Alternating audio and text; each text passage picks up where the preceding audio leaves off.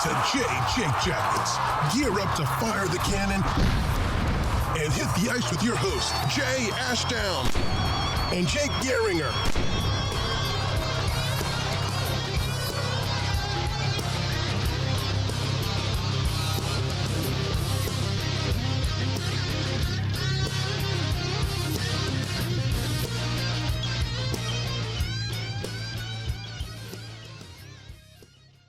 So welcome to the show, Mike Todd, the arena host for the Columbus Blue Jackets.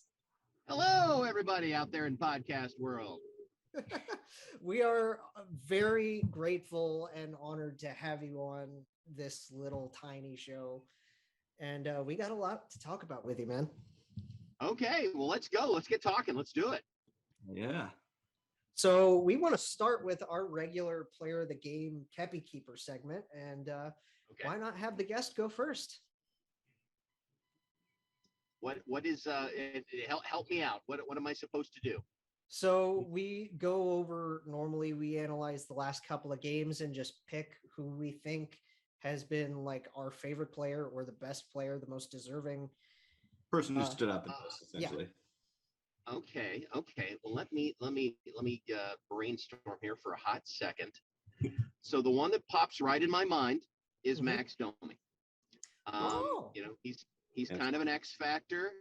You know, he's not the big goal scorer or anything like that. But you know, he seems to be in all the right places. You know, there's every player's going to have a down moment here or there, but it just seems to me like he's got a lot of intangibles. He's a catalyst. He seems like he's just that guy in the locker room that gets everybody fired up, and he's always there to support his teammates and whatnot. And he had, what did he have? Did he have a goal and an assist last night? What were his stats last night? He had 2 assists. Okay. Which shows you how much I get to actually see the game. Oh, yeah, fair enough, man. Ugh. So, but yeah, and the other cool thing was last night, we are at the end of every game, they do the 3 stars, right? And then they ask the players to autograph a stick and hand it out to a fan. So, last night was a heartbreaking loss. I mean, they came back, they made a game of it, et cetera. And sometimes the guys just don't feel like going back out. That's completely understandable. But last night Max was, he autographed the stick and he took it back out and he gave it to a fan, and he didn't have to do that. Like I said, it was a rough game last night, but he's just a class act. You always see him involved in all kinds of different things. And so, since this is my first podcast with you guys, hopefully not the last. We appreciate that. I guess it depends on how I do. But no, I'm gonna give the Kepi to Max Domi. How's that?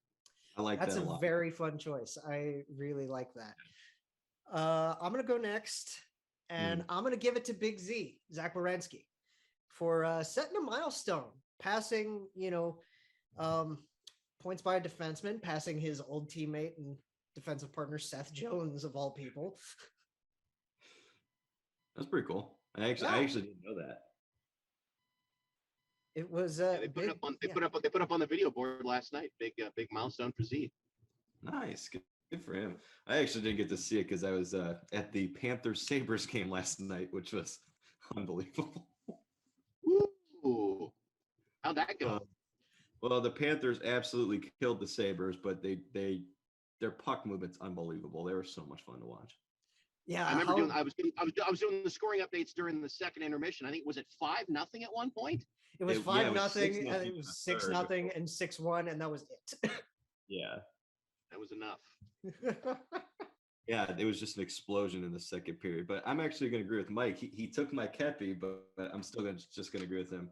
I'm going to pick Max Domi because his vision in yesterday's game, from what I saw, was unbelievable. He had the 2 assists. The pass that he had from just like kind of skating out from the corner, right cross crease to Jack Roslovic to tie the game at 3 was unbelievable. Not only just the vision to see him come in there, but the ability to get it through everybody right onto his tape. It was an unbelievable pass to the back of the net. And he also had the fight with Justin Hall when they were down 3-1.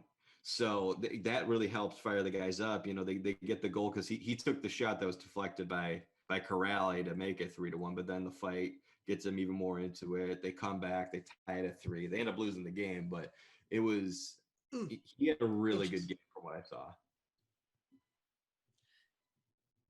That was honestly, it's funny because I thought because I picked Werenski, I gave you an open slot to give out your first Kepi to Oliver Bjorkstrand, and you didn't take it. Yeah. Look, he had a good game. I like it. It's funny how it keeps working out. But yeah, that's Kepi Keeper with Mike Todd. Very cool. So tell us about your career, man. Like what's it like just being the arena host at Nationwide on a game day? Oh my goodness, guys. It's so fun. I'm so lucky that I've been able to do it now. I've been with the team for 18 years, which seems insane. Jeez. So my first year there, my youngest daughter was born. Oh. And now she's a senior in high school and about to head off to college this fall. So it's pretty surreal how much of my life this has been. And the opportunities, the moments that I get to witness, the fans that I interact with, it's indescribable. Sometimes you, and I guess this is the case with anything that you do. Say if you've done it enough times, sometimes it can feel like it's a grind, but then you kind of step back and say, oh wait, hang on a second, I get to be here for playoff wins, historic games. You know, last Saturday, Rick Nash getting his number. We are going to talk about that. Yes. Yeah. It's all of those things. The significance. Hopefully, it isn't lost on me that I'm really fortunate that I get to do what I do, and I'm really fortunate that I get to work with some of the best people in the business, top to bottom. And I think that's probably the best thing is that, you know, I've got to meet so many fans. I've got to work with so many great people. I've got to meet so many great people. It's just, you know, it's like I said, I'm a lucky guy. And you get to, sorry, go ahead. No, go ahead. Please continue. I was going to say you get to work with fans kind of now too. Cause like, as you can see, I'm wearing my Kivy hat, you know, our buddy, Matt Pfeffer with 614 Hockey. He is such a great guy. He really is. He loves the game of hockey. He loves Central Ohio. The stuff that he's done, you know, with the Matisse Kivlenix Foundation, with the Blue Jackets Foundation, the stuff he's done with Cam Atkinson, with Nick Foligno, with Jack Roslovic, and some of the other places. You know, he does a lot of stuff for the Center Ice Foundation, which is kind of the cornerstone for setting up a movement on the east side of Columbus, where people are going to be able to eventually, we're going to have a hockey rink out on, you know, the east side of town near Reynoldsburg.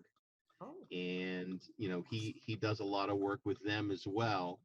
And yeah, no, Matt is one of the many people I've been lucky to meet. And I actually knew Matt before I started at the Blue Jackets. Oh, wow. When he was in the athletics department at Harvest Prep. But I knew him before that. But no, Matt's one of the best. Class act, a mensch. He's very good. You know, he's a buddy of ours from the original Artillery days, and was really cool to see him branch out with 614 and do all of this stuff and get to work with you, and like just everything that you both have done has been really, really fun.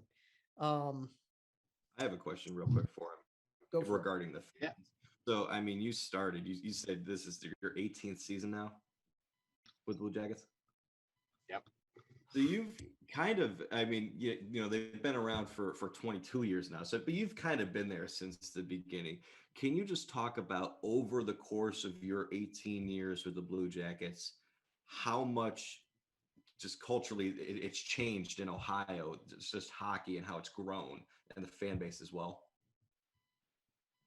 Well, and they brought up a great point at Rick Nash's ceremony last Saturday, talking about how many people were involved in hockey before the Blue Jackets came. And there was a group of hockey fans out there, obviously with the Chill, and then the Checkers and the Owls before that. But the fact that when we started, is Columbus a hockey town? Well, Columbus isn't really a pro sports town, this, that, and the other. And as you see the arena and the businesses and what it's been able to build, and now we have Huntington Park, and now we have Lower.com Field, and the Blue Jackets were able to prove, listen, you can have a sports franchise and the community will support it. So that's a huge change right there. And as I said before, the involvement of people in hockey, the fact that we see now somebody like a Sean Corrali or a Jack Roslovic, who were nurtured in this community, and they're able to take it to the next level. And I get a little emotional when I think about this. Is I can't wait to see 10 years from now, 20 years from now, when hockey is going to continue to grow, and the influence that Central Ohio hockey is going to have in the whole hockey world. Mm-hmm. And I think it's just, those are the big things that I've seen as far as the change over the years, over the past 18 years, that you've got just so much going on because of that arena and because of that franchise. We've mentioned many times before the local talent that just this roster alone has. Like right now, we've got Sean Corrali, we've got Jack Roslovic, we've got Cole Sillinger, and when he's up, we've got Carson Meyer too, an OSU product. Yep. So it's huge that this team has 4 guys that are all locally grown, all on their roster. It's hard to see sometimes because we're so focused on, as we should, as fans, we certainly should be focused on the success of the team. And all while those games are going on, there are these roots spreading throughout the community as far as spreading the gospel of hockey, as it were. And, I think that's the biggest change. That's the biggest influence and culture swing that I've seen since the team has gotten here, is how important this sport has become. Absolutely. How much do you think Rick Nash had to do with that? Yeah, and let's ask about your experience with Saturday night. How, with as packed as that barn was, biggest crowd we've had at Nationwide, right? Mm-hmm. Oh, yeah. What was that like for you, just trying to do your job? It was amazing seeing, because I remember this kid, and I think he had been with us because I started in 2003, so he'd already been with us for a year. Mm-hmm. Yeah. But to see this young superstar evolve and change, and I know that Ken Hitchcock touched on it during the ceremony, but Rick being willing to change his game to become a complete player, which really did help Team Canada, win the gold. I mean, they had tons of talent, don't get me wrong, but it's like, Rick was an integral part of that. Mm-hmm. And to see him now as not the elder statesman, but he is, someone who has come back. His departure the first time was tough, and that's because he was beloved in Columbus. He was our guy. We talked about that our last episode. Yeah, his whole legacy. And so, to have him come back and to have him have such an influential position within the organization, and I'm sure there are many ex-players who never got to touch the Stanley Cup as a player, but eventually were able to do it as a coach or as an executive or as a scout and things like that. So, we all want to bring the cup to Columbus. Yes, And indeed. it would just be, it would just be super special to have Rick Nash raise that cup as someone of influence. I just think that would be something that would be so special. And, that's so many factors go into winning the cup. You've got to have luck. You've got to have, pucks go your way and just a long list of other things as well. Got to have depth. So, you got to have, yeah. So it's just, but, if Rick Nash could be a part of that, we all wanted Rick Nash to bring us the cup when he played for us, and he still may very well help bring us the cup, with the decisions he's going to make. And I'm excited to see that. He's a great person. He's got a wonderful family. He's got, 3 great kids. His oldest son is a duplicate of him, by the way. I mean, he's a clone of him. It was a couple of games ago. He was sitting down in the stands with his mom, and I just kind of looked at him. I was like, wow, Rick cannot deny that child. He looks just like him. But they're a great group of people, and it's just he's a part of the great foundation of this organization. There's so many good people that work here, and it's so good to have him in the building as an ambassador and as a great mind that I think is gonna help bring this organization success. Yeah, because I mean, we've said it ourselves. He is Mr. Blue Jacket, right?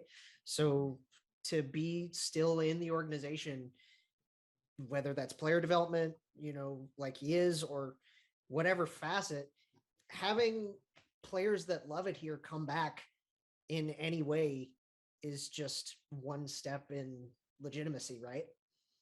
Absolutely, because you're seeing so many of the alums come back. I know that obviously Aaron Johnson is here, Derek Dorsett is back, Jean-Luc is back, Jody Shelley, who is, I can't say enough about the value of Jody Shelley and what he brings, Yes. not only to the broadcast, but to the organization itself. He is just the most accessible, the most knowledgeable, the most gregarious and affable. He's all of those things. But it's good to see, people like Feder Tutin are here in town. Frederick Modine, a Stanley Cup champion. I didn't know he was wow. Yeah, Freddie is in town. Actually, my daughter played against his daughter in lacrosse. That's awesome. Last spring, in the playoffs. And so, got to talk to him a little bit after the game. Again, just good people. And you want to continue to spread that word to hockey people. It's like, look, this is a great place to settle down, to have a family. You've got the best of both worlds. You've got the metropolitan areas of Columbus, or if you want to go a little farther out, there's the more provincial and rural areas, and there's just so many great things to do, and you're close to other places as well. So as more and more players continue to settle here, it's just going to continue to build on that foundation of what a great area Columbus is for players, and for ex-players. And the more ex-players that settle here, the more knowledge they're going to pass along to everybody, and it's just going to make more noise, and hopefully continue to build the reputation of Columbus as a quality place to be. It helps when you have former Blue Jackets, like Cam and like Nick, still praising the city. Well, and they said it, when their career is done, they want to live in Columbus. And once again, to say something like that, if you're in a place like Boston, or you're in a place like Philadelphia, world renowned cities, and you've got players that are saying, yeah, I love playing for Boston, I love playing for Philly, but when I'm done, I'm going to go back to Columbus. That says something. It's huge. I had a quick question. So, like, I know that he wasn't, like he definitely didn't show up like on a stat sheet in terms of goals and points, but also I think the impact for a guy like Jarrett Bull is interesting because he's with the coaching staff of the team as well. He's another guy who came back, and he was a fan favorite. Absolutely. It's kind of, once again, when you've worked there, for 18 years, you've seen players start at one point and then evolve and improve and get to another point. But then to see them come back and become members of the organization, I talked about Rick earlier, but Jared's evolution from tough guy player to coach to hockey mind to influencer to teacher, and so that gives you a great feeling of pride as well. You see somebody like a former player like Chris Clark, who played for us and is now, one of the main hockey minds that's going to bring the young talent to Cleveland and Columbus. That's good, once again, that's going to help us, set the foundation to create a tradition and culture of winning. It's, these are the things that make you feel good to say, the future is in good hands. We've got great minds like Yarmo and JD, Josh Flynn, all the scouting staff, all of those guys. But if you can have former players in there, it lends just an extra bit of credibility to what you're trying to accomplish. So to have former players come back, and some, even somebody like an Andrew Castles, who is very involved in youth hockey. He's planting the seeds to love this sport at a very early age, and it's everything that he does helps contribute as well. And so it's just, once again, it's just rewarding and a bit comforting to see former Jackets come back, because it's a familiar face, it's someone and it's a good feeling to have all of these guys back helping the sport of hockey grow in Central Ohio. So there's another guy I kind of want to bring up. So just to kind of like put this all together, I've always felt like Rick Nash definitely helped the city of Columbus rally around the Blue Jackets. He was a star that everybody embraced, and he embraced the city. But it was kind of a mess during his tenure here. And as unfortunate as everything was, we didn't want to see him go. They didn't truly get the chance to hit the reset button on things until they traded him. So you bring in Yarmo, you bring in JD, you hit the reset button. And even though you didn't necessarily get maybe perhaps what you would have wanted in a Rick Nash trade in terms of total value, you got a guy like Brandon Dubinsky, who also embraced the city and I think was really important. Can you talk about him? Those are never, those decisions are never easy, which is why, those guys are in the positions that they are. And the best thing you can hope for when you make a trade like that is you want a win-win.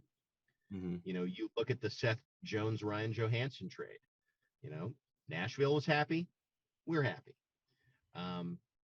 Nobody wanted to see Rick Nash go. Absolutely not. But, he was at a point in his career, is like, here's what my expectations are. Here's what I want to see happen. And so the trade takes place and it works out for everybody. Rick Nash goes to a competitive team, and he gets a taste of the postseason, and he gets, his legend grows. And, in return, we get all of these other components that we needed for our run. And once again, the bottom line is it's a business, and you want to make the best business. You want to make the best business decision possible that's going to make your organization succeed. Right. And as sad as we were to see Rick go, that trade gave us some of the components we needed. And once again, I think it was a win-win in that I think everybody got what they wanted. And, and the great thing is, and now he comes back after that, and we've got him back. And I think I see nothing but good things for what he's going to help us do. I want to ask this probably just as a combined question now, because I wrote them as two separate things. I've been to games at home against a market like Toronto, and they're wild because that fan base travels so well. I want to know your experience with like Toronto fans in Nationwide, and then I want your thoughts on the whole 5-game homestand that we just bookended. Toronto fans are stereotypically nice. They're just nice people. They're happy to be down here in Columbus because it's cheaper for them to get on a plane, get in a car, drive all the way here, stay in a hotel, come to the game, hang out, have a beer, go out to dinner, than it is just to get a ticket for Toronto up there. Yeah, trust me. It's a tough ticket to get. They'll chirp at you, but every fan base does that. They'll chirp at you as long as it's good natured. And they're loud. You're cool. And I'm trying to think back. So the last 5 games we had Toronto, and then Boston on Saturday, Pittsburgh, Jersey, and LA. Jersey and LA. So, you like to see the fight in this team that you did. You want to see wins. Everybody wants to see. I don't care whether you're cheering for a hockey team, a basketball team, a lacrosse team, a football team, whatever. You want your team to win. That's the bottom line. And sometimes it's hard to see things long term. And I look at this, and I kind of entered this season saying, here's what I want. I'm not sure what's going to happen, but what I want to see is a team that's competitive. I want to see a team that's going to be respectable on the ice. I know we're going to have our ups and downs. I know there's going to be growing pains. And what I saw during this, this most recent homestand was, a team that didn't play perfect, didn't play pretty, but at least had enough fight in them to come back and make these games challenging. The goal that Jake scored, was it against Boston on Saturday with 2 seconds left? Yes. Yeah. And we were 2 seconds away from not having any points at all. Mm-hmm. And that place was loud when Jake scored that goal. I mean, it's as loud as I've ever heard it. And we've all been there for some pretty loud moments. Mm-hmm. So, I knew the season was going to be a challenge. I knew that it wasn't going to be easy, but I believe in Lars. I believe in his mindset. I believe in his leadership style. And listen, he's gotten a lot out of this team. This team, especially during the first part of the year, was very competitive. And we're in just about every game. There's a couple of games where, we didn't play the best Blue Jacket hockey that we're capable of playing. But, we're in every game. And listen, I want us to win. I want us to make the playoffs. I want us to win the cup. As we all do. And at the end of the season, there's only 1 out of 32 teams that are happy. So, it's tough and it's a challenge. But, this past homestand, I never once, and once again, I don't get to see all the game because I'm, busy running around doing stuff. Mm-hmm. But from what I've seen and from what I've heard, there's a lot of fight in this team. And so, would prefer wins, but, happy to see that we are competitive in the games we're playing. 3-3-2 in that stretch. And we called it, we called it the most crucial stretch, right, Jay? Yeah, because I felt like it's a stretch that's kind of going to determine what you do ahead of the trade deadline, because we're the first team out in the East. It's not really close as of right now, but we're still the closest team. We're the most competitive team on the outside looking in. So I thought it was an interesting stretch. And God, 3-3-2 against some pretty tough teams. And even the games that they lost, they were really close in. You lose 5-4 last night against a very good Toronto team that you just beat a week ago. Right. Can we just say that Michael Bunting is awesome too? Like, he was great for Toronto last night. I had a buddy say, give him a shout out. So, there you go. Even the Kings game, they lose that game. They go to overtime, and I thought they played. You almost won the game. It's frustrating that they lost, but then Boston's a really good team, a very good team. Jeremy Swayman's a really good young goaltender. You beat him 4 times. Yeah. No, so, it's we're getting there, and it's as a fan, it's hard to be patient. Yeah, it is because you're buying the tickets, you're you're wearing the jacket, you're doing all of the things that you're supporting your team, and you want to see winning, and you want to see it now. You want to see it yesterday. So it's Exactly. hard. It's the hardest thing in the world to have patience, to want your team to want to grow. And but this is I'm excited. There are some times where people say, there's been a couple of seasons where people are like, well, what do you think of the Jackets? And I'm like, well, we're going to give it the old college try. And in the back of my mind, I'm like, I don't know how we're going to do this year. Mhm. I'm Yep, I'm, I've been I'm there. excited. Yeah, exactly. And so you enjoy the journey, you enjoy the ride, you enjoy the development, and the growing pains hurt. That's why they're called growing pains. Mhm. And but it's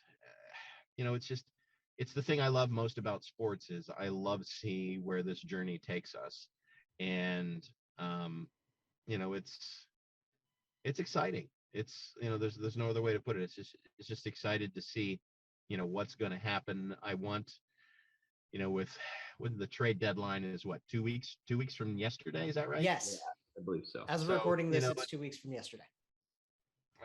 so it's going to be we'll see what happens. That's why the execs get paid the big bucks to make Mhm. the tough decisions. And um everyone has their favorite player and they want those players to stay.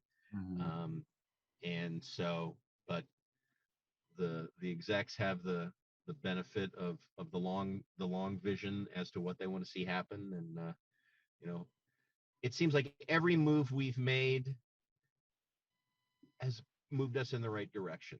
Now, Mhm. I may be way off on that. That's a completely biased opinion on my part.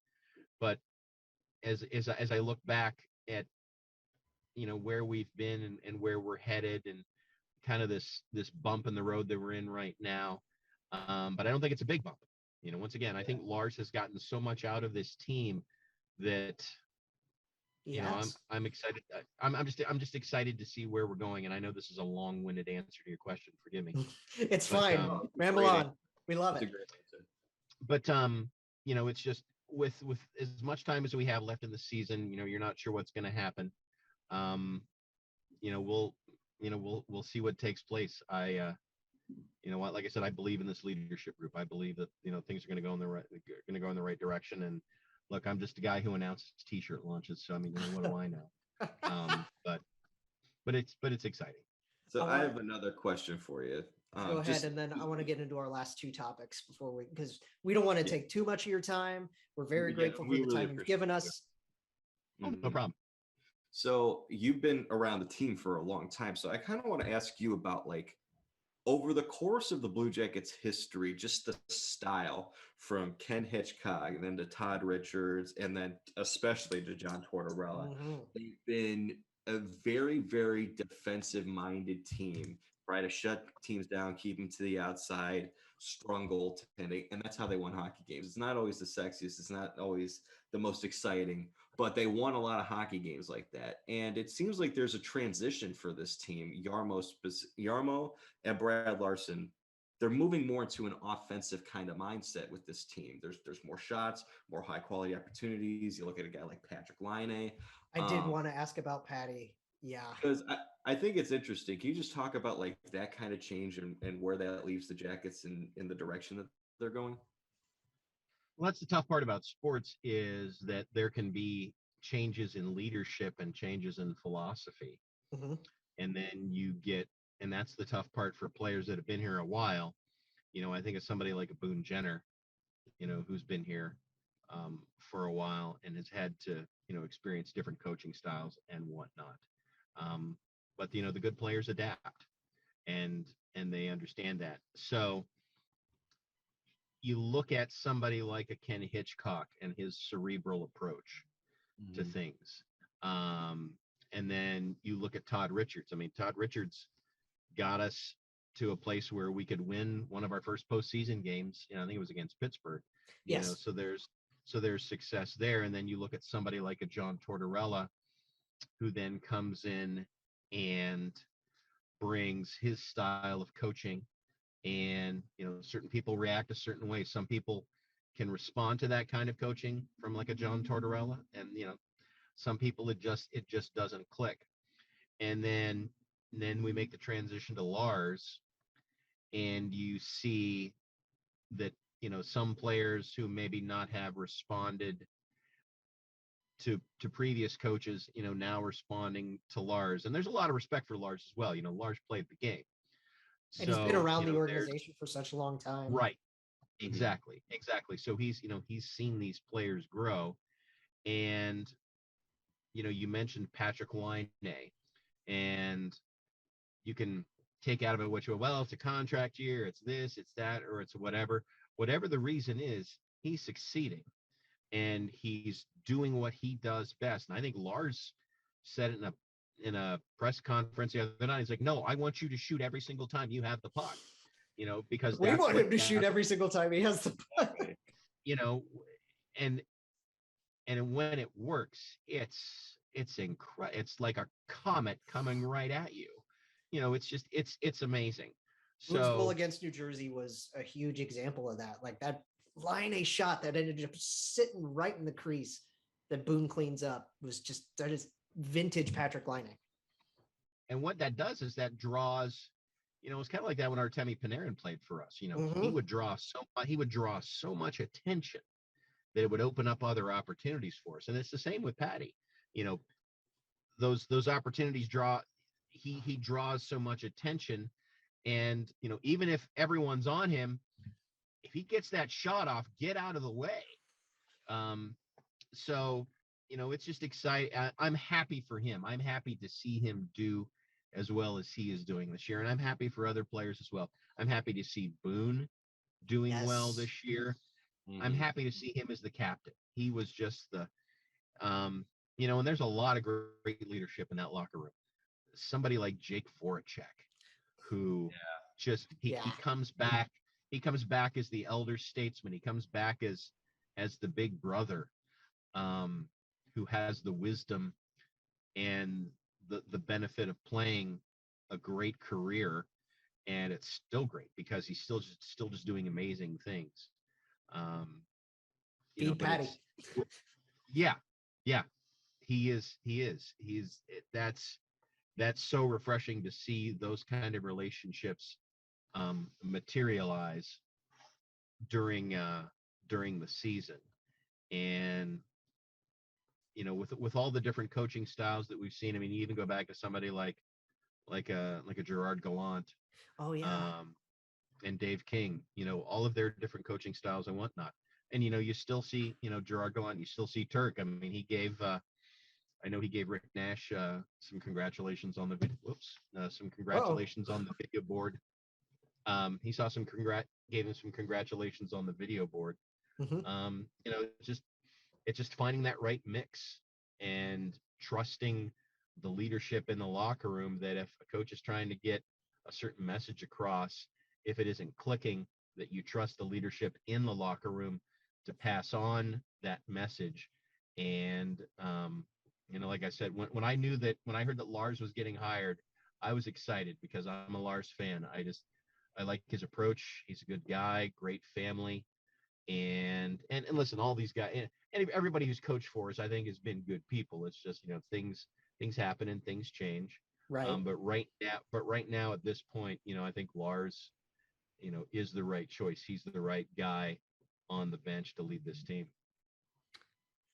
Yeah, because the transition between Tortorella and Lars, you still see a lot of the defensive coaching that Torts left behind, but allowing Larson to do his thing and let players do their thing and open up the offense, and finding that balance has really been just fun to watch this year. No, it's great. And I remember when John Tortorella first got hired here, a buddy of mine said, "Oh, you're going to have scorched earth when he leaves, this, that, and the other." And listen, I'm not going to argue with that, but Torts evolved as a coach. Yes, he did. And when he left last year, I think he left it in good hands with Brad Larson, because Lars was able to take what Torts did. He was able to add his own touch to that and pivot to his way of coaching, but taking the lessons that he learned coaching behind Torts. And as a leader, if you're going to leave somewhere and you're going to go somewhere else, or if you're just going to leave, you want to leave it better than what you found it. Mm-hmm. And, I think the lessons that Brad Larson learned coaching or listening, being there while Torts was coaching, I think those were valuable lessons. And I think he's adding his philosophy to that, his own touch to it. But I think it could have been a really, really, really big mess, and it wasn't. I think things went as well as they could with Tort's departure. And, once we knew that Lars was going to be here, it's just far that this is the right choice. Yeah. Very well said. It's the whole transitional process. Like, we knew Tortorella's contract was up. It was a mutual parting of ways. Promoting Larson, I think it was the right move for sure. I thought it was the right move. Maybe not at first, to be completely honest with you. I was skeptical of it, but sure. I think, like you said, like Torts brought a winning culture to the team. The team's got a pretty good culture around it, and Lars took that and ran with it, but in a different kind of style. You change the approaches, but there's a lot of things that, and I've talked about this with Jake, that I see in this team that I'm like, that's John Tortorella-esque. Like the fight in the team. Like they lost yesterday, but they're down 3-0. They come back. How many times have we seen in the last 5 years them do that? Like, you don't want to go down 3-0 in a game, but there's no quit in them on any given night. Well, and the benefit of that is, and it's like you said, it's not the first time they've done this. They were down 3-0, but it's like, no, hey, we've been here before. We dug ourselves a hole. Now let's dig ourselves out. And I remember tweeting every time we'd score a goal. That's one, that's two, that's three. I remember those two. Yeah. So it was just, it's once again, so a funny story. We're down 3-0, and I'm about to go out onto the ice for the first intermission with all the kids playing hockey. Uh-huh. Yeah. And there's a kid sitting there with his dad, and he is in tears. And I don't know how, he's my 7-8-year-old kid, and we've all been there. Your team's losing, like, oh my God, we're gonna lose. Yeah. And I remember turning to him, I was like, hey buddy, I said, we've only played 20 minutes. That's why we play a 60-minute game. Mm-hmm. And it was funny, I was back there for the second intermission to do the game on the ice. And I think it was 3-2. And I remember turning to the kid. I was like, hey buddy, we're coming back. And he started feeling good. I was like, see, we're getting there. Mm-hmm. So, and that's the great thing about sports is, you live and die, and it's such an emotional roller coaster. And after it was 3-0, you think, oh yeah, that's right, we're playing Austin Matthews and the Leafs. I forgot about that. Yeah, we're playing a tough team here. But the fact that we came back and we were in their heads, Toronto's like, oh, here we go again. We're gonna gack up a lead. Yep. And, you could ask a couple of my good friends about that. Yep. Yeah. So once again, it's just there's a lot of fight in this team, and I'm just unless we're down 7-0, unless we're down 5 or 6-0, like the Sabres were to the Panthers last night. We've got a shot. We got a chance. Exactly. Look at Mike Todd with the chirps. I love it. Unbelievable. I want to ask you just real quick about Nationwide's lift on the mask restrictions, and then you can gush about Patrick Laine like we do to just wrap this up. Okay. We didn't know, of course we knew the Columbus City Council was going to vote to lift the mask mandate. Mm-hmm. And we weren't sure. I mean, when I walked into Nationwide yesterday afternoon before the production meeting, I had my mask on. Mm-hmm. And I walked down, backstage, I guess is what you'd call it. And everybody that was kind of near the players, they were all wearing masks, and I kept my mask on. And so I basically said, well, what's the story? And then it wasn't until we got into the production room, they said, if you want to wear a mask, it's your choice. If you don't want to wear a mask, that's your choice as well. And I'm fully vaccinated. So I said, okay, I'm going to choose to not wear my mask, but I always have my mask on me. Mm-hmm. And if someone would feel uncomfortable, said, "Hey, would you mind putting on your mask?" You know, I put it on, no big deal. Right.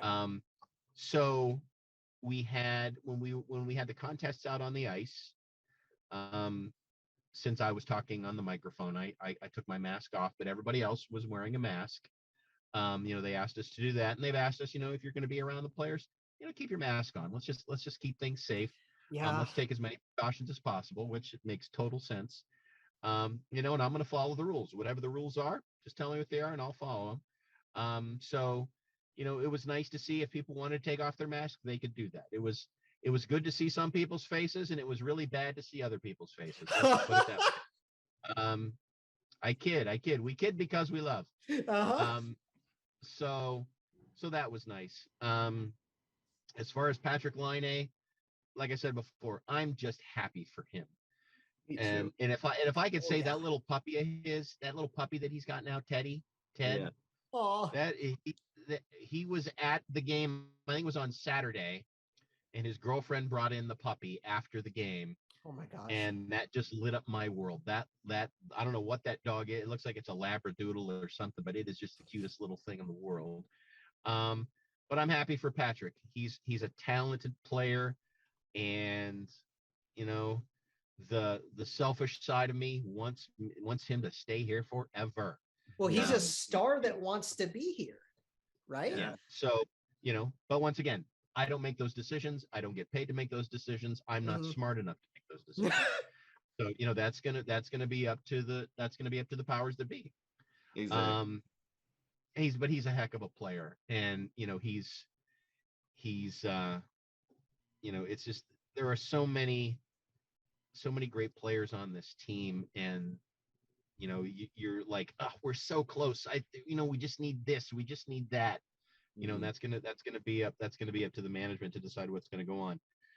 But it's such a joy watching him play this year. Last year, when we started playing, I didn't do any announcing because there wasn't anybody in the building.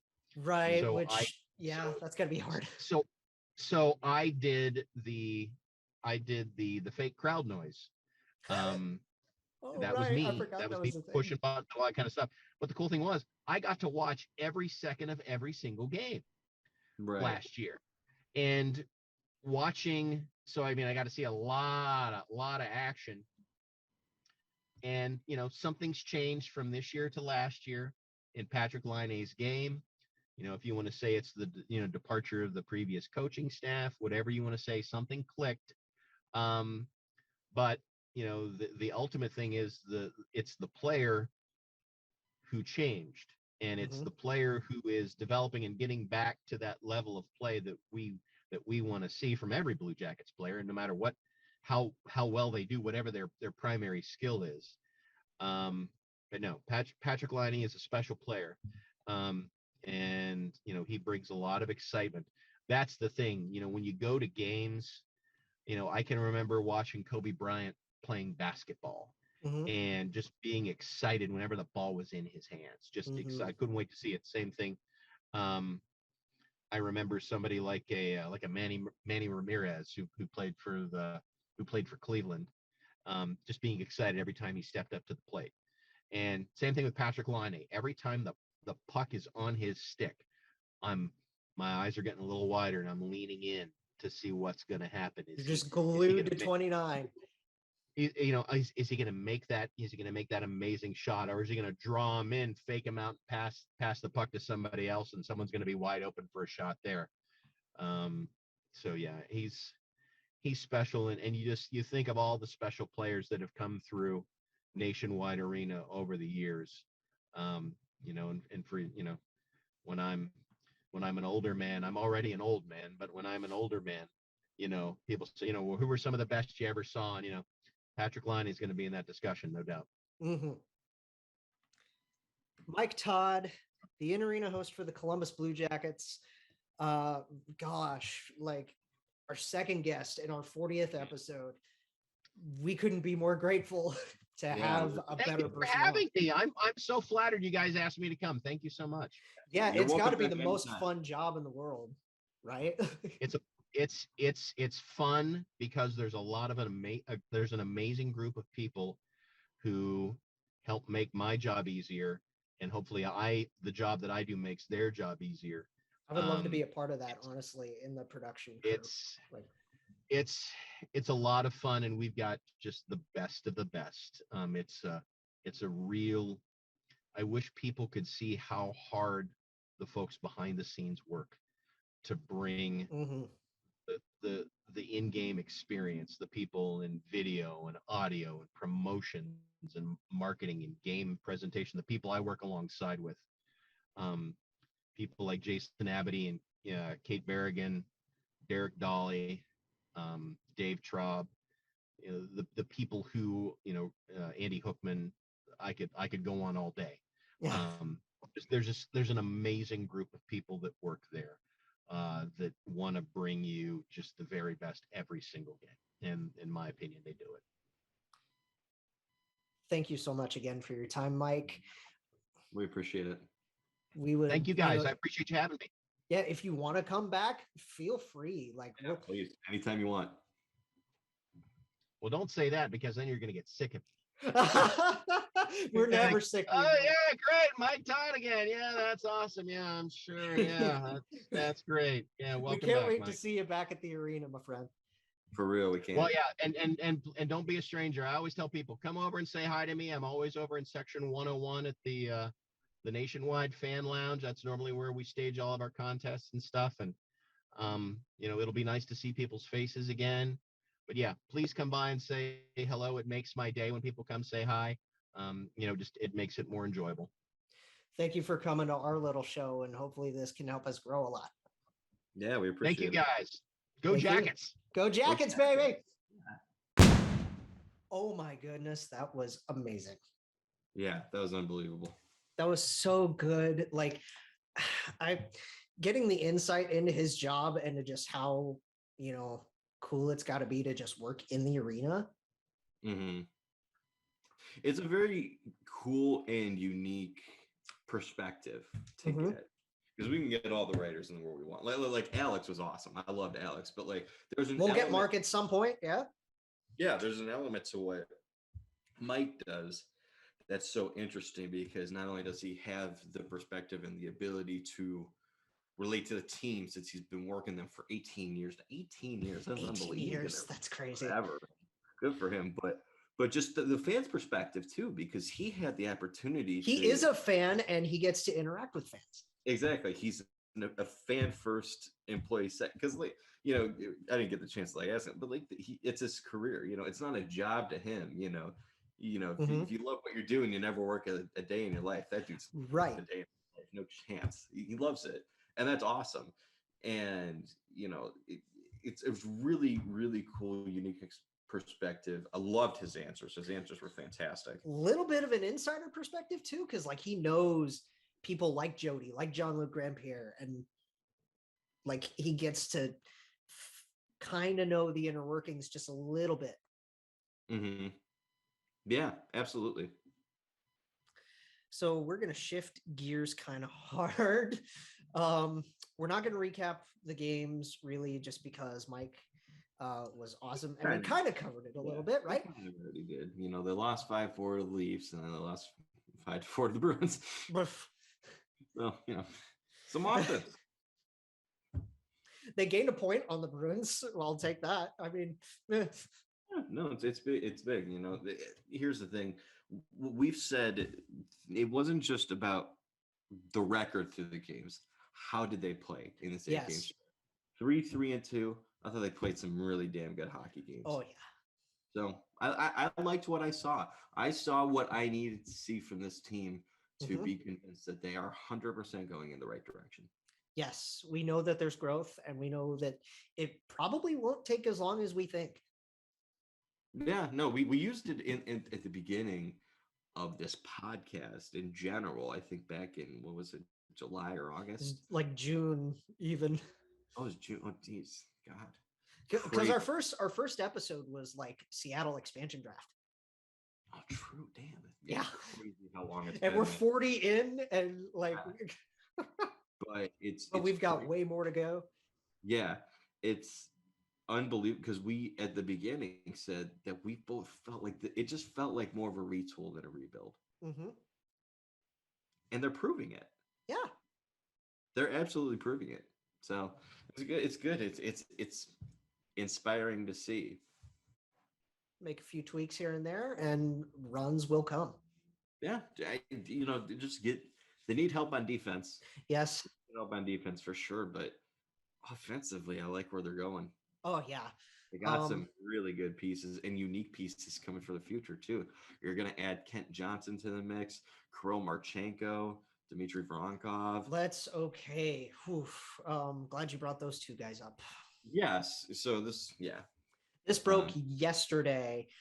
The NHL is severing all of its ties with KHL and their free agents, basically. So like once a contract with the KHL is up, they can't come over.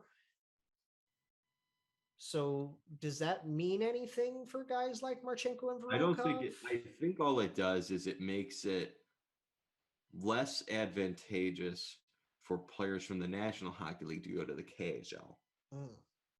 Because it's mainly because of the economy and how much it's suffered, due to the sanctions over in Russia. Mm-hmm. You're not going to make the same amount of money playing in the KHL as you used to. So guys who, go overseas because they don't want to play in the minors and not make money, the guys who all make $1 million or $2 million or whatever over in Russia, those guys aren't going to make that kind of money anymore. So right. I actually think what it does is it's going to bring more Russian players over to America. Oh. Which is, we talked about this last episode, how much that's like a weird slippery slope. It is. It's tough. With what Putin is doing to just the general public over there. Yeah, it affects a lot of things more than you would think. Because obviously that it's huge on the surface, but it affects a lot over there, and this is good. It's going to affect their sports too. Yes. It's going to affect how many players are staying in Russia to play. Some players may want to stay in the KHL. I think that it's a very good possibility. This is going to make the KHL more of a development league than anything now. Well, we've already had, we've seen teams like Jokerit and Dynamo League, Dynamo Riga. Yeah, teams, full organizations from Riga, Latvia. Yeah. Our favorite penguin. We've seen full organizations just leave this league. Yes, because Jokerit was supposed, and Jokerit's a well-respected Finnish team, anyway, unbelievable, great history. The Finnish team that was going to make the transition over. They had the ability to just say, we're not going to do that anymore. They had the luxury to do it because they're such a well-respected franchise that they could easily back. So good for them on that call. Same for Riga, because Riga has the ability, since they're not actually in Russia, they're in Latvia. Yes. They have the ability to Jokerit and Riga have the ability to do that without really facing any consequences because they're not in Russia. They don't have to worry about any ramifications for that action from the actual Russian government. Yes, exactly. But it's interesting for KHL, because I think a lot of people would agree that outside of the biggest hockey league, the most successful hockey league outside of the National Hockey League was probably the Kontinental Hockey League. Yes. Incredibly successful. I think it's going to dip significantly. I don't know which one's going to take that leap into the next best league. Could be the SHL, could be the Finnish Liga, could be any of those ones. But I think there's a very good chance that one league is going to emerge as the second best league that players are going to want to go to if they're not playing in North America. Yeah. It's tough too, because there are a lot of top talents in the K that not only have flip-flopped between the K and the NHL, but talents that need to make the jump or want to make the jump. Mishkov is a huge example of that. When his huge KHL contract is up after he's drafted, obviously we can just hope that this conflict is over by then. Of course. I mean, you also just think about the guys who've come over. So we have to mention Voronkov and Marchenko are interesting prospect, but other guys who've developed in Russia and came over, Igor Shesterkin, Kirill Kaprizov. Those Yes. are very unique prospects. Think about it. They were not high draft picks. Shesterkin was a 4th-round draft pick. Kaprizov was a 5th-round draft pick. Can you believe that? Can you, looking back, like, oh my God, redraft his draft, and he is shooting straight into the top like 5 at least. He is. I think he's 5th in the NHL in points. It's unbelievable. You're looking at 2 of the best players in the National Hockey League who weren't really high draft. Artemi Panarin was undrafted. Yes, he was. Sergei Bobrovsky was undrafted. There's a lot of unique talents in Russia who develop and kind of explode on the scenes in the K before they come to the National Hockey League. So it's interesting to see where the KHL goes from here. It's obviously going to be dependent on how long that this issue lasts. But it's unfortunate for a lot of the young hockey players in Russia because it might affect. It will affect their career. Now, well, do you think those 2 are going to come over sooner then? Speaking of our guys, like, do they come over sooner? Do they try to flee like Gino Malkin did to try to, like, just get over? It's interesting. Do they do that? They do. I mean, because it also becomes like, well, if they don't want to come over to North America, if they still want to develop in a professional league, do they go to a different league? Do they go to, like I said, the SHL? Do they go to the National League? Do they go to the Finnish Liga? Do they go to any of those? Do they go to the DEL in Germany? It's a lot of interesting options for them. Maybe they even just go to Canada and play for, an OHL, WHL, or play for a major junior team. Yeah. There's a lot of options for them. So I don't know the degree to how much it's going to affect these young players, but it is going to affect them at least a little bit. As far as the actual like free agents go, I don't know who's like the top KHL like regular free agent right now that would, have issue. Because I don't follow the K as much, obviously. Yeah, I don't but there's guys like, a lot of Russian players that we have now that in the NHL sure as hell don't sound like they're going to go back. Like Mikheyev, we just played the Leafs, and Ilya Mikheyev probably won't go back. Yeah. I don't know. That's interesting. We can probably look into that for like a future discussion as long as this issue stays relevant. Yeah. But yeah, it's really just strange. I mean, I get it because the NHL is taking a further stance on this issue that we talked about last episode. Right? Because they've already agreed to suspend their involvement with certain players in different ways and that sort of thing. But this is just like severing ties with the entire league. They've already done that with the advertising, with the streaming in Russia, which we didn't mention last show. But, this is like rip the Band-Aid off, right? Yeah. We'll see where it goes, and we'll see what happens to our kids in, the Columbus system specifically. Yeah, I hope it doesn't affect the kids too much because it's the kid. This is the future of the league.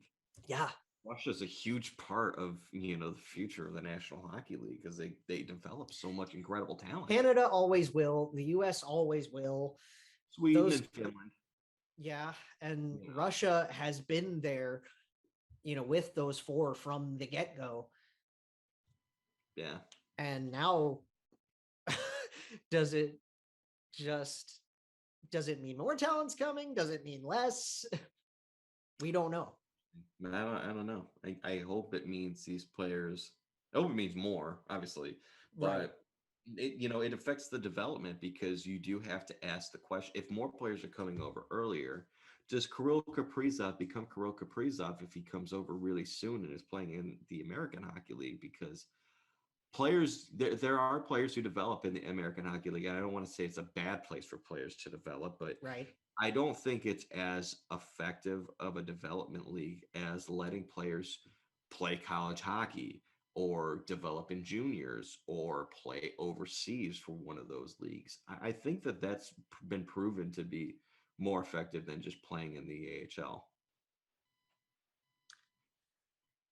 So I hope it doesn't affect the players too much. Like I said, I suspect there's gonna be some impact though. Yeah, there'll be something, and I'm sure once we know what that is, we'll talk about it. Mm-hmm. There, the NHL's rebranding the Stanley Cup playoffs and the Stanley Cup final stuff. The logo's fine. It was fine before. I don't know why they changed it. If you're gonna change it, throw some pizzazz. They put this together, use Times New Roman font. It seems like it's like. Did you see the thing in the hockey lobby where a guy was complaining about the NBA Finals one? Where he was like, they went from the script to this almost sharp impact ripoff. No, I didn't see that. Because it's about the same thing. Yeah. I kind of like what they're doing. So I kind of like what they're doing with the individual teams. Right? I guess. Here's the thing, Jake. But here's a gripe I have with it.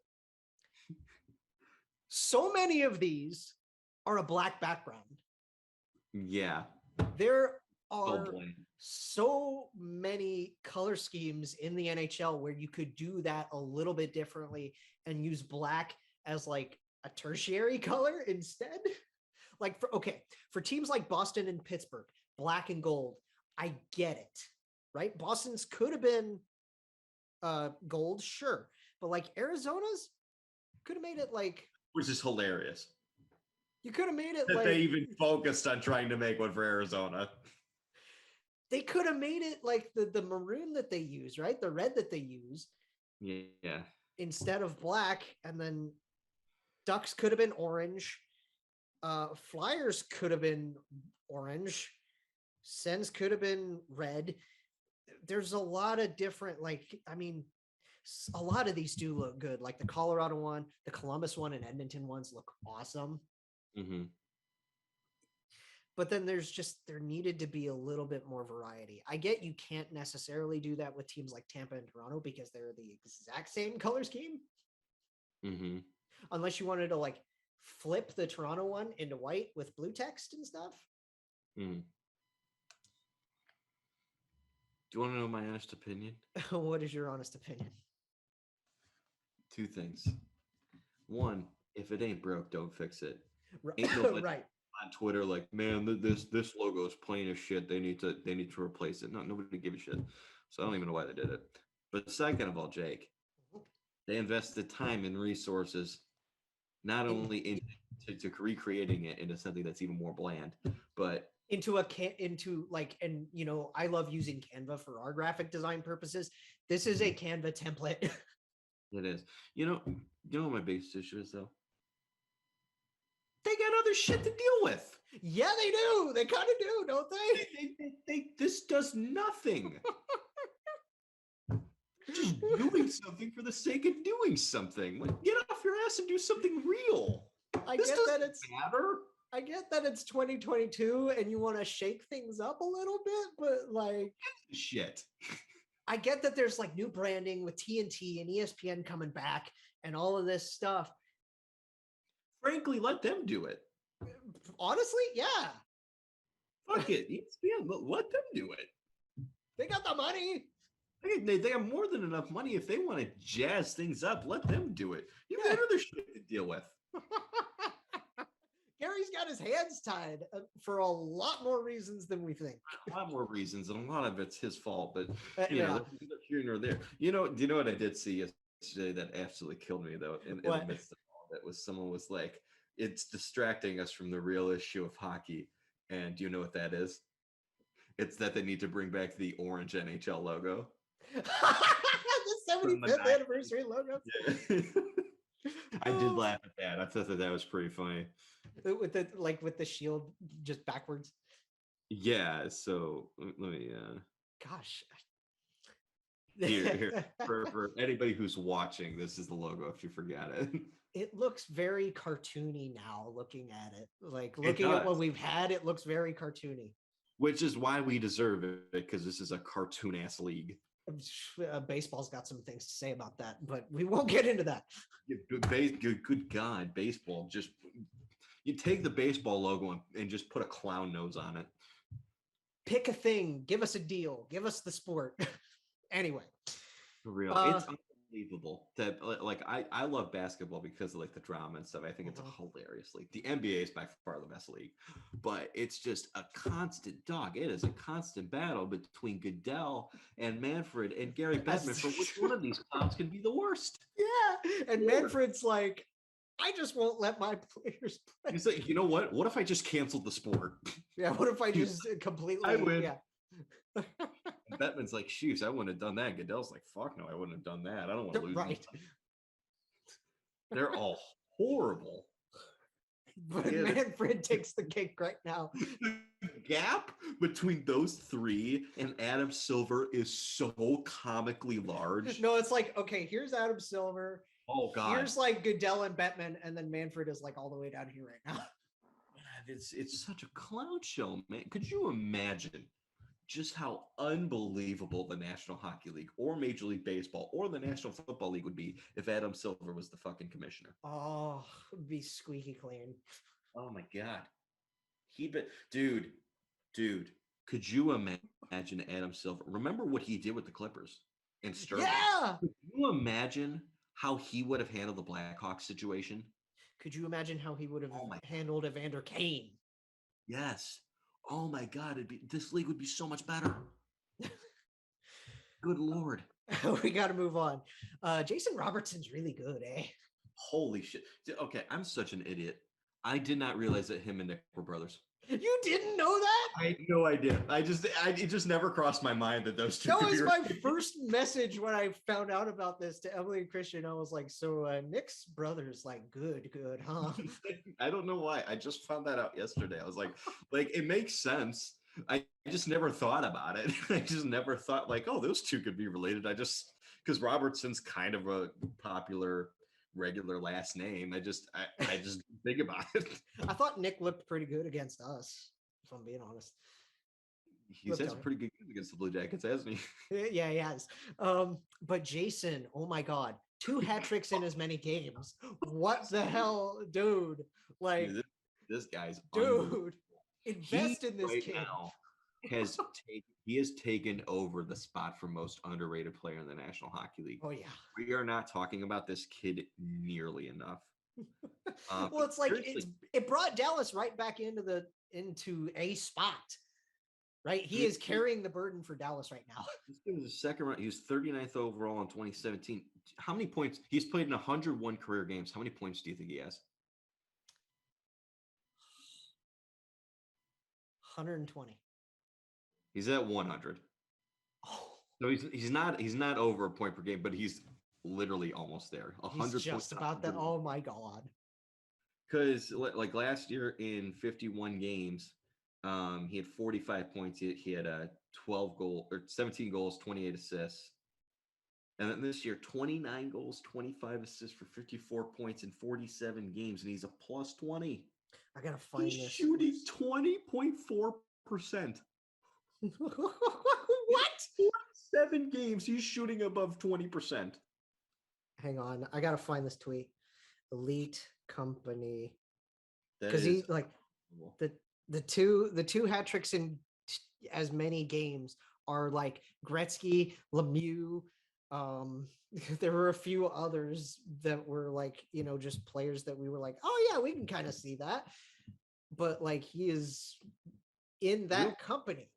Yeah. So the Stars are interesting because Pavelski is their best player, which is just hilarious. The dude's old as shit, and he's still unbelievable. But they got some guys for the future that are great.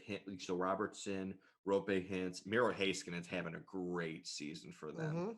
But Dennis Gurianov, I think, is a very interesting young player. I wish they'd give him more ice time because I think he's a good player. Sorry, I'm still trying to find this if the tweet. $19 million that they had invested in Tyler Seguin and Jamie Benn was playing a little bit better. Okay, hold on real quick. 3 stars of the week. He is number 1 with 7 goals in 3 games. Yeah, that's very good. And then there's, And I gotta find keeping this. it on the stars, I don't know if you put this down or not. Did you see who scored his first NHL goal in Minnesota? No, I didn't see this. Riley Tufte. Yes, Riley. Put him in the lineup, and he scored his first NHL goal in Minnesota. How in front of his family. He was I guess wrong earlier. We talked about it. It was messed up that that Bonus made that that decision. Bonus did that, but you know what? It worked out anyway. So congratulations to him. Why can't I find this? Because it's like Gretzky, Lemieux, and a few, and literally like I don't know why I Gretzky, can't. Lemieux, Jason Robertson can't tell a difference.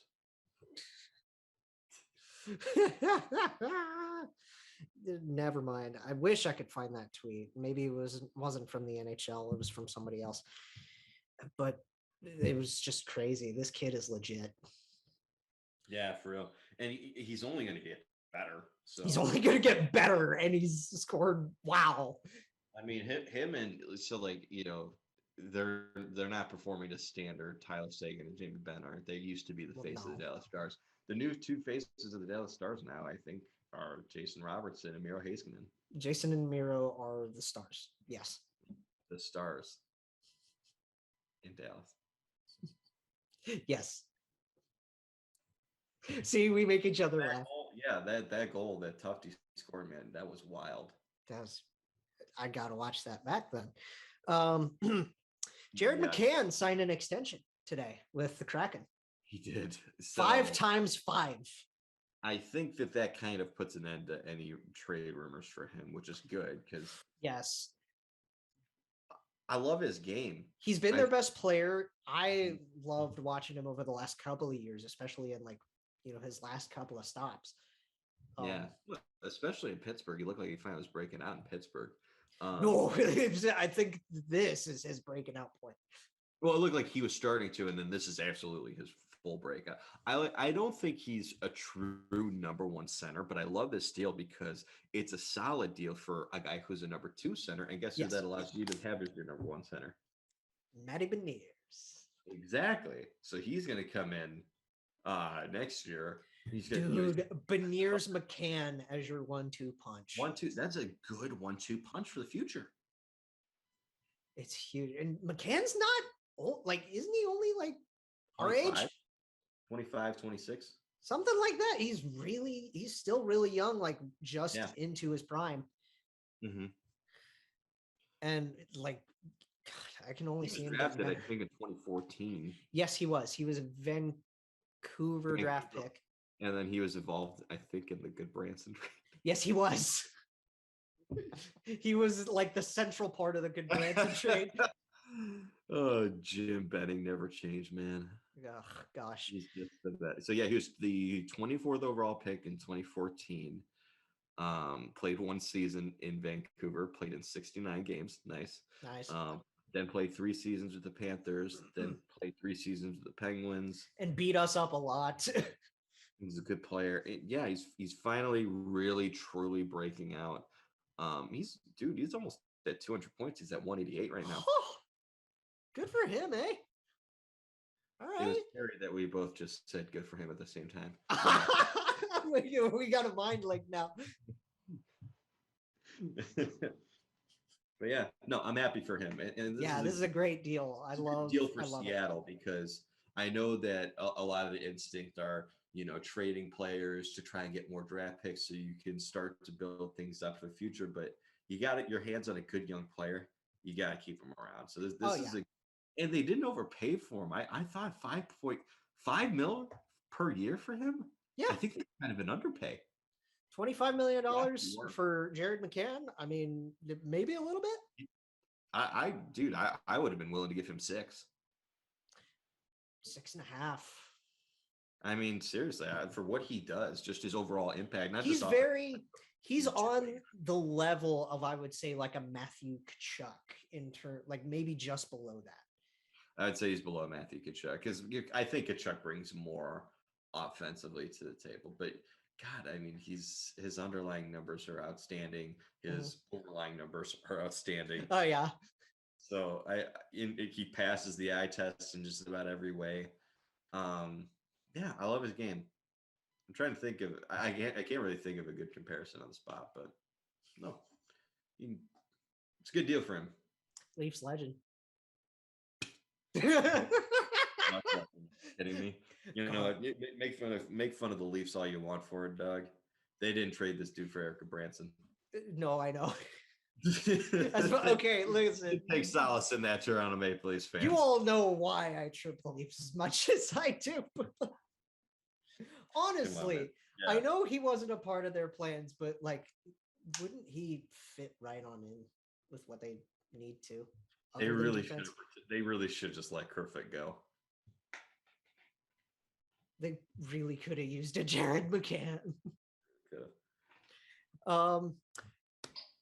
We got more votes of confidence for Ovi breaking Gretzky's record. He's gonna do it. He's gonna do it, and the Ageless Wonder said so. Jagr's now come out and said it. Oh, he's gonna. Gretzky's been saying it. I know. That's what I love about Wayne Gretzky. He's the greatest player of all time in this sport, and he is eagerly just waiting and cheering on Ovi, like, please break that record. Do it. Do it. I don't care. Just he doesn't care about that stuff. And I love that's part of why he's the greatest player ever, because he's such a selfless guy. Yeah. I mean, isn't he like 2 away from just going ahead and passing Jaromir already too? He's like 2 goals away from Jagr. I don't know. I didn't see that, but I believe it. And then I think him and Nick Backstrom are, if they haven't already, because they haven't made a lot of pomp and circumstance about this for whatever reason, they're about to play in 1,000 games together. Right. Which we should have talked about that more.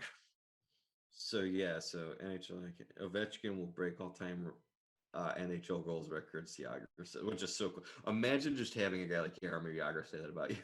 Right. Thank God, that's unbelievable, man. And then the one thing I want to end on, reverse retros are making a comeback. They're making a second round of these, and I'm kind of excited.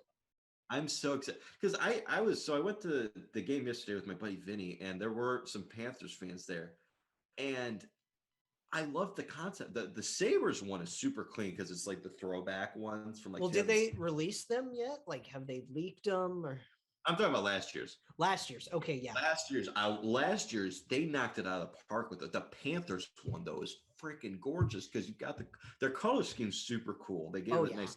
But I also love like the old Panther. I wish they'd go back to the old Panther logo. I want to see them do the one with the broken stick. Yes, that one. Just add the broken stick to what they already kind of did, and it's already 100 times better. Exactly, it would be such a cool logo. I love what I love that old logo, but just the designs, they did such a good job. I love. There were some that needed, like Detroit needs to actually try this time. Yeah, a couple of them were pretty weak. I didn't like Toronto's. Yeah, I didn't like Winnipeg's. We both immediately went to Toronto after that too. I didn't like Winnipeg's either because the gray just kind of didn't look right. They were on the right track. Yeah, but I agree that the color scheme wasn't. But that's also why they do it that way, is because it's the reverse. Yeah, it's just flipping color schemes, which is why I liked seeing a red Columbus jersey for the first time. That was pretty cool. I have one. You guys have seen me wear it on the show. Yeah. I don't wear it often, but because I just don't wear my jerseys often, but like, got one. I wonder what Seattle would do. I want to see what the hockey guy said he wants to see is like a Metropolitans throwback.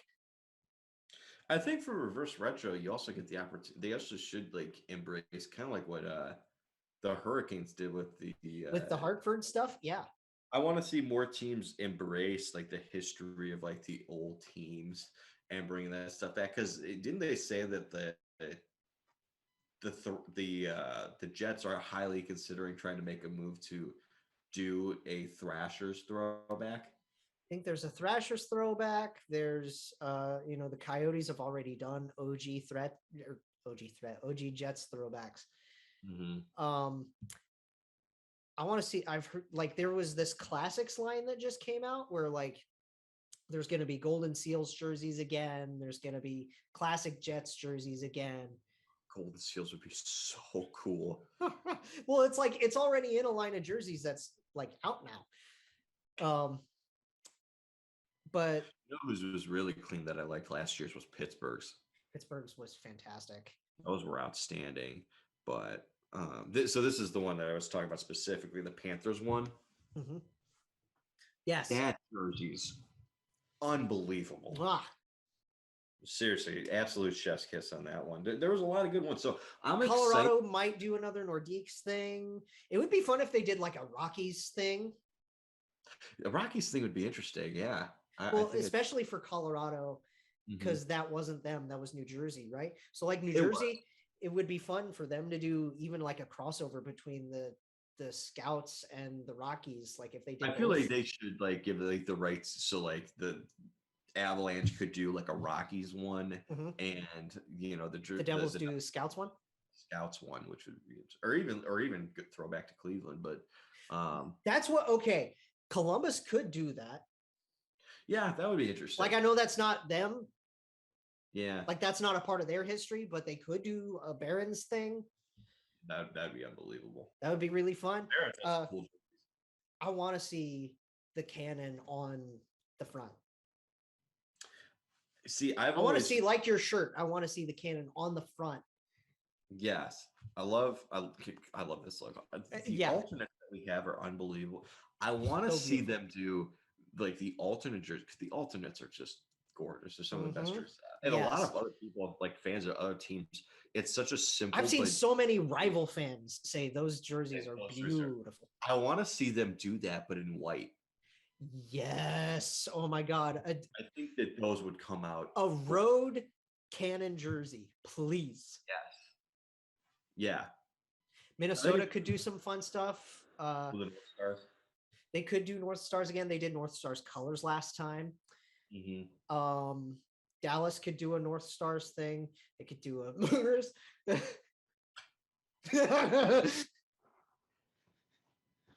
Yeah.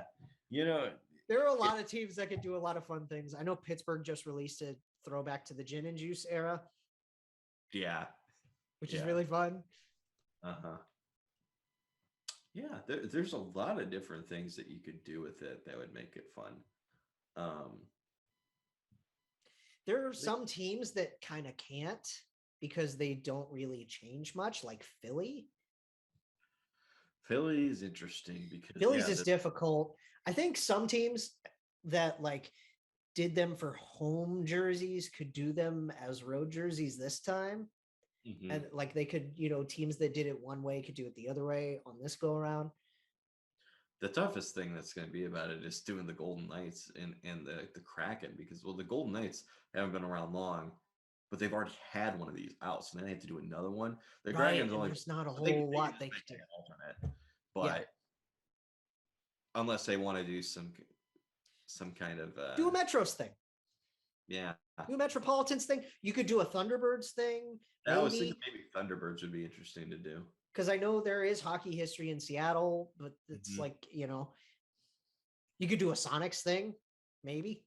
Yeah. There's Flames could do like a throwback to Atlanta Flames, use that logo. Could. Well, they kind of already do that with their A patches, right? Do they? Yeah, they do. Their A patches are the exact font of. Holy shit! I never noticed that. But yeah, Vegas is difficult, right? They could do because they've already done a lot in just a short amount of time. They've already put the sword and star on the chest. They could do maybe like something with UNLV. They could do. I don't know. There's not a lot of hockey history in Las Vegas, but you know what they could do? What Shannon said they could do? Play into the city and the city's history. Holy shit, you're right. I didn't even fucking notice that.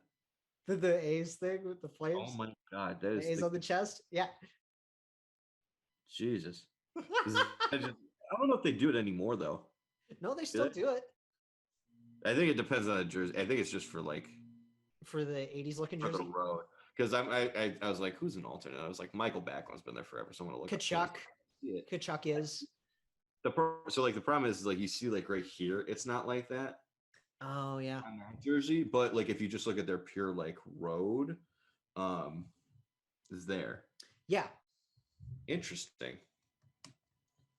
It's gonna yeah. Maybe it just depends on the jersey that they do, but I never. That's a really cool. You taught Really me something. fun, right? Yeah. Hey. But yeah, the new liner reverse retros. I'm excited because yeah, like we're geeks for graphic design. Oh God, yeah, absolutely. You know I am. Yeah, this is really unique. Because I you know what I want to see Pittsburgh do is you remember their first like Winter Classic jerseys that they With the used baby blues. I wish they would do something with that, like maybe like a reverse like white of that. That would be so cool. You know what I want to see? What? I want to see Robo Penguin come back. Oh my God, dude, that logo is The Robo Penguin's so good, right? Yeah, no, I wouldn't mind seeing that either. And then for this, you know, that's the No, Sabres. okay, ready? Robo Penguin and Baby Blues.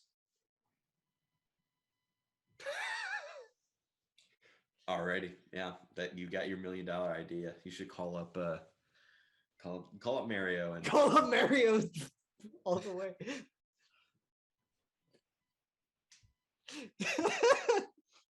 I think that's a good place to end it. I think that's a great place. There you go.